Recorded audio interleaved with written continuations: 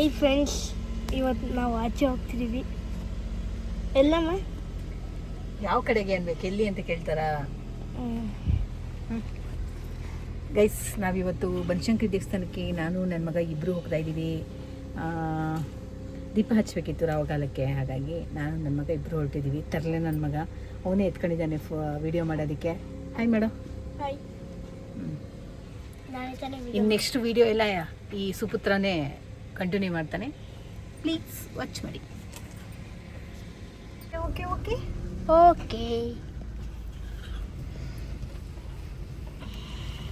ಈ ಗಾಡಿ ಬೇಡ ಅಂದ್ರೂ ಗಾಯ್ಸ್ ಎತ್ಕೊಂಡ್ಬರ್ತಾರೆ. ಯಾಕೆ ಈ ಗಾಡಿ ಏನಕ್ಕೆ? ಯಾಕೆ? ವೇಸ್ಟ್ ಗಾಡಿ ಇದು. ವೇಸ್ಟ್ ಗಾಡಿ? ಬಂದ್ಬಿಡು. ನೋಡಿ ಗೈಸ್, ಏನು ಸ್ಪೀಡ್ ಹೋಗಲ್ಲ. ನೋಡಿ ಗೈಸ್, ನೋಡಿ ಗೈಸ್, ಸ್ಪೀಡ್ ಹೋಗ್ತಿದ್ಯಾ ಗೈಸ್? ಇಲ್ಲರ ತಾನೆ ಕಮೆಂಟಲ್ಲಿ ಹಾಕಿ ಗೈಸ್.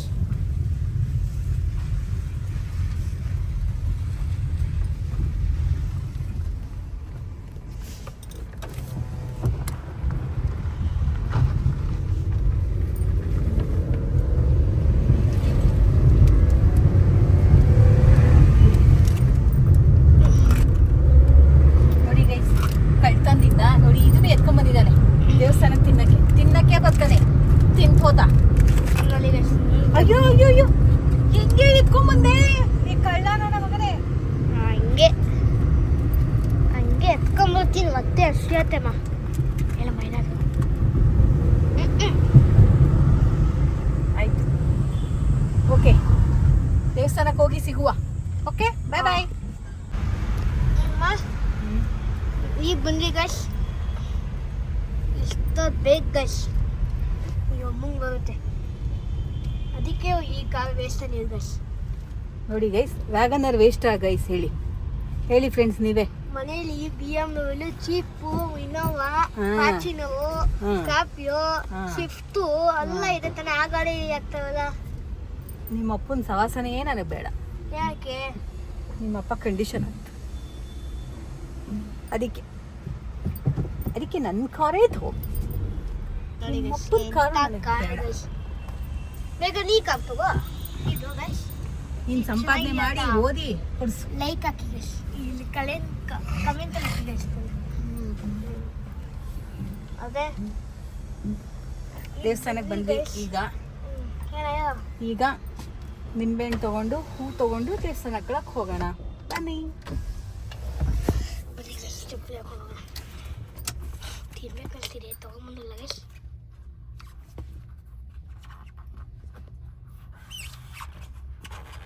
ನಿಂಬೆಹಣ್ಣೇನೋ ತೊಗೊಂಡ್ವಿ. ಹೂವು ನೋಡೋಕ್ಕೆ ಅಂತ ಹೋಗ್ತಾ ಇದ್ದೀವಿ. ಹೂದವ್ರು ಯಾರೂ ಸಿಕ್ಕಿಲ್ಲ. ಹೂವು ತೊಗೋಬೇಕು.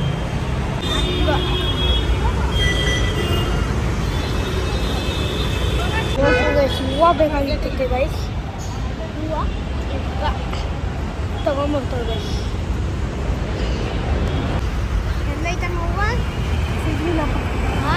ಸಿಗಲಿಲ್ಲ.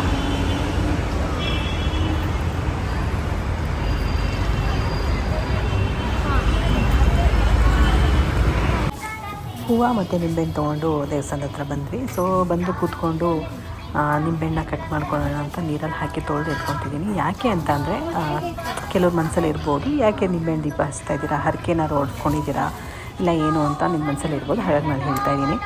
ಸೊ ನಾನು ಮಕ್ಕಳು ವಿದ್ಯೆಗೋಸ್ಕರ, ಅಂದರೆ ನನ್ನ ಮಗ ತುಂಬ ಡಲ್ಲಿದ್ದ ಓದೋದ್ರಲ್ಲಿ.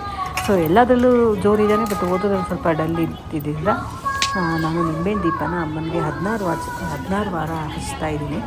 ಸೊ ನನಗಂತೂ ಇದು 10ನೇ ವಾರ ಆಗಿದೆ. ಇಷ್ಟು ದಿನ ಹಚ್ಕೊಂಡು ಬರ್ತಾಯಿದ್ದೀನಿ. ಒಂದೇನಂದರೆ, ನನಗೆ ಇಲ್ಲಿ ಬಂದಾಗಿಂದ ನಿಂಬೆಹಣ್ಣು ದೀಪ ಹಚ್ಚಿದಾಗಿಂದ ನಾನು ತುಂಬ ಅನುಕೂಲ ಆಗಿದೆ. ಮತ್ತು ನಿಮ್ಗೆಲ್ರಿಗೂ ಗೊತ್ತಿರೋ ಹಾಗೆ, ಯಾರಿಗೂ ಗೊತ್ತಿಲ್ಲ ಹೇಳಿ ಬನಶಂಕರಮ್ಮನ ಪವಾಡ ಅಂತ ಹೇಳ್ಬೋದು. ತುಂಬ ಖುಷಿಯಾಗುತ್ತೆ. ಇಲ್ಲಿ ಬಂದರೆ ಏನೋ ಒಂಥರ ಹೆಂಗೆ ಫೀಲ್ ಆಗುತ್ತೆ ಅಂದರೆ, ತವ್ರ ಮನೆಗೆ ಬಂದಷ್ಟು ಫೀಲ್ ಆಗುತ್ತೆ. ಏನೋ ಒಂದು ಖುಷಿ, ಏನೋ ಒಂದು ಆನಂದ, ನೆಮ್ಮದಿ ಆಗುತ್ತೆ. ನಾನು ವಾರಕ್ಕೊಂದು ದಿನ ಇಲ್ಲಿ ಬರಲಿಲ್ಲ ಅಂದರೆ ಒಂಥರ ಮೈಂಡೇ ಒಂದು ಸ್ವಲ್ಪ ಅಪ್ಸೆಟ್ ಆದಂಗೆ ಆಗಿರುತ್ತೆ. ಅದಕ್ಕೆ ಹೇಗಿದ್ರು ಇವಾಗ ಮಗನಿಗೆ ಹೆಂಗಿದ್ರು ಸ್ಕೂಲ್ ರಜಾ ಅಲ್ವಾ, ಹಾಲಿಡೇ ಅನ್ನೋ ಕಾರಣಕ್ಕೆ ಅವನು ಬಾ ಅಂತ ಹೇಳಿ ಕರ್ಕೊಂಡು ಬಂದೆ. ಸೊ ಸೊ ಒಂದು ಸ್ವಲ್ಪ ಲಿಟಲ್ ಪರವಾಗಿಲ್ಲ ಆಗ್ತಾನೆ. ಈಗ ಸ್ವಲ್ಪನೇ ಒಂದೊಂದು ಮೆಟ್ಲೆ ಹತ್ತಾ ಹೋಗ್ತಾನೆ. ಏನು ದೀಪ ಹಚ್ಚಿದ ತಕ್ಷಣ ಆಗುತ್ತೆ ಅನ್ನೋದು ಮೈಂಡಲ್ಲಿ ಇಟ್ಕೊಂಡು ಮಾಡಬಾರ್ದು. ನಂಬಿ ದೇವರ ಹತ್ರ ಸಂಕಲ್ಪ ಮಾಡಿ ಮಾಡಿದ್ರೆ 100% ಆ ಕೆಲಸಗಳು ಆಗುತ್ತೆ. ಯಾಕಂದ್ರೆ ನನಗೆ ಅನುಭವ ಆಗಿರೋದ್ರಿಂದ ನಾನು ಹೇಳೋಕ್ಕೆ ಇಷ್ಟಪಡ್ತೀನಿ. ನಿಮಗೂ ಏನಾದರೂ ಯಾರಾದರೂ ಮನೆಯಲ್ಲಿ ಮಕ್ಕಳು ತುಂಬ ಡಲ್ಲಿದ್ದಾರೆ ಓದೋದಕ್ಕೆ ಅಂದರೆ 8 ನಿಂಬೆಹಣ್ಣು 16 ದೀಪ ಹಚ್ಚುವಂಥದ್ದು, 16 ವಾರ ಹಚ್ಚುವಂಥದ್ದು ಇದು ಒಂದು ಸಂಕಲ್ಪನ ಮಾಡ್ಕೊಂಡಿದ್ದೀನಿ ನಾನು. ಸೊ ನನಗಂತೂ ತುಂಬ ಒಳ್ಳೆಯದಾಗಿದೆ. ನಿಮಗೂ ಏನಾದರೂ ಈ ಥರನೇ ಯಾರಾದರೂ ನಿಮ್ಮ ಮನೇಲಿ ಡಲ್ಲಿದ್ದರೆ ನೀವು ಹಚ್ಚಿ. ನಿಜವಾಗ್ಲೂ ಮಕ್ಕಳು ತುಂಬ ಇಂಪ್ರೂವ್ಮೆಂಟ್ ಆಗುತ್ತೆ. ನೀವು ಹಚ್ಚದೇ ಹೋದರೂ ಅಟ್ಲೀಸ್ಟ್ ದೊಡ್ಡವರಾಗಿದ್ದರೆ ಮಕ್ಕಳ ಹತ್ರ ಅವರೇ ಹತ್ರನೇ ದೀಪ ಹಚ್ಚೋದ್ರಿಂದ ಇನ್ನೂ ತುಂಬ ಒಳ್ಳೆಯದು. ಬಟ್ ಯಾಕಂದ್ರೆ ನನ್ನ ಮಗ ತುಂಬ ಚಿಕ್ಕವನು, ಅವನು ಅಷ್ಟು ಗೊತ್ತಾಗಲ್ಲ ಅನ್ನೋ ಕಾರಣಕ್ಕೆ ಸೊ ನಾನೇ ದೀಪ ಹಚ್ತಾಯಿದ್ದೀನಿ.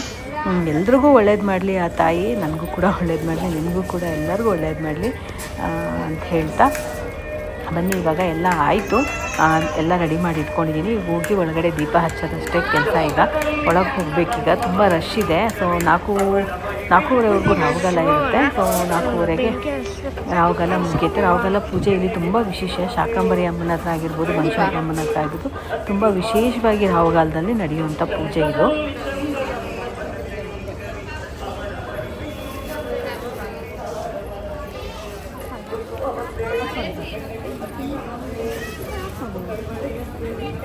ನಾವೆಲ್ಲಿ ಒಳಗಡೆ ಹೋಗ್ತೀವಲ್ಲ ಅದು ತೋರಿಸು.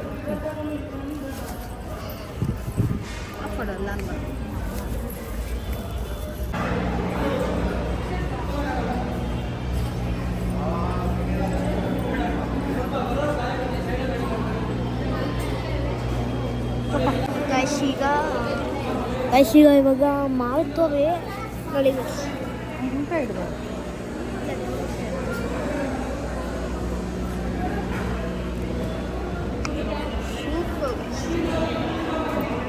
ಸಾಕು ಗೈಸ್, ಪೂಜೆ ಆಯಿತು. ಈಗ ಹೋಗ್ತಿದ್ದೀವಿ ಗೈಸ್. ಏನಪ್ಪ ಮಾತಮ್ಮ ಬಿಡು ಬರಲ್ಲ.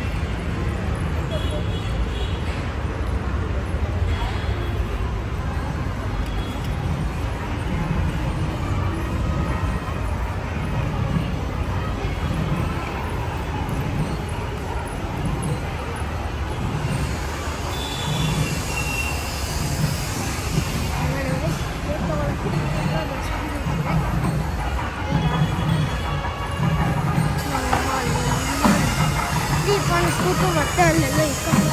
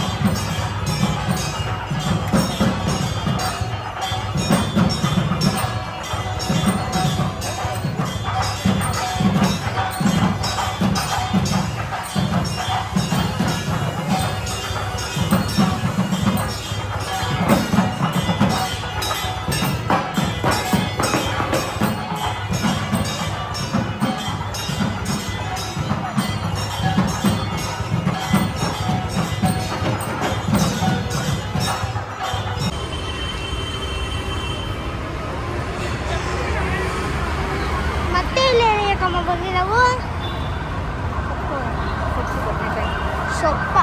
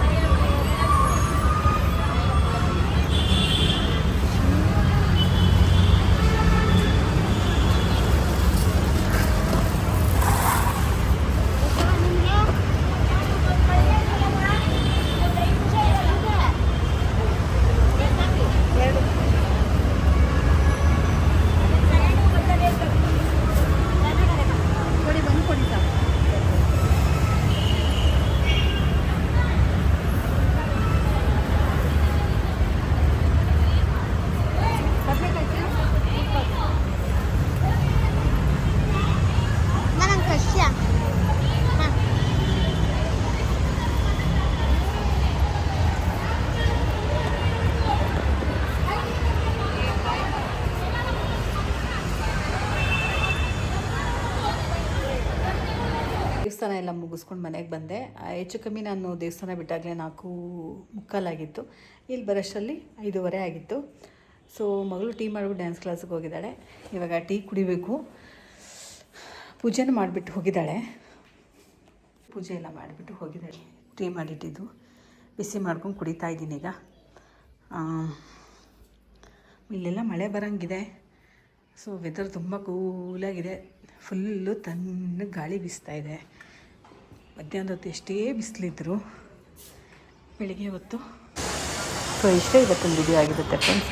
ಇಷ್ಟ ಆದರೆ ದಯವಿಟ್ಟು ಸಬ್ಸ್ಕ್ರೈಬ್ ಮಾಡಿಕೊಡಿ, ಹಾಗೆ ಲೈಕ್ ಮಾಡಿ, ಕಮೆಂಟ್ ಮಾಡಿ ಅಂತ ಹೇಳ್ತಾ, ಸೊ ನಿಮಗೂ ಯಾರಾದರೂ ಮಕ್ಕಳು ಡಲ್ಲಿದ್ದರೆ ಖಂಡಿತವಾಗ್ಲೂ ಈ ಪೂಜೆನ ಮಾಡಿ ಎಲ್ರಿಗೂ ಒಳ್ಳೆಯದಾಗುತ್ತೆ. Thank you for watching. Bye.